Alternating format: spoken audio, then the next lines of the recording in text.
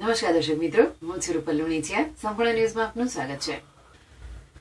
બનાસકાંઠા જિલ્લા ખોરાક અને ઔષધ નિયમન તંત્ર પાલનપુર દ્વારા વડગામ તાલુકાના છાપી જીઆઈડીસી સ્થિત આલિયા મિલ્ક પ્રોડક્ટ પેઢી ખાતે સંયુક્ત રેડ કરવામાં આવી હતી. ખોરાક અને ઔષધ નિયમન તંત્રના ડેઝિગ્નેશન ઓફિસરો દ્વારા કરાયેલ સંયુક્ત રેડમાં તપાસ દરમિયાન ઉત્પાદક પેઢીના માલિક માન્ય પરવાના વગરનું પનીરનું માન્ય ન હોય તેવા ઘટકો તત્વો જેવા કે પામોલિન તેલ, નોન ફૂડ ગ્રેડેડ એસિડિક એસિડનો પનીર બનાવવામાં ઉપયોગ કરતા હોવાનું માલુમ પડ્યું હતું. જિલ્લા ફૂડ એન્ડ ડ્રગ્સ વિભાગ દ્વારા આ પેઢીમાંથી પનીર લૂઝનો 694 કિલોગ્રામનો જથ્થો સીઝ કરાયો હતો, જેની કિંમત ₹1,66,560ની છે. આ સિવાય ₹15,403નો 103 કિલોગ્રામ પામોલિન તેલનો જથ્થો તથા ₹12,408નો 118 કિલોગ્રામ એસિડિક એસિડનો જથ્થો સીઝ કરાયો હતો.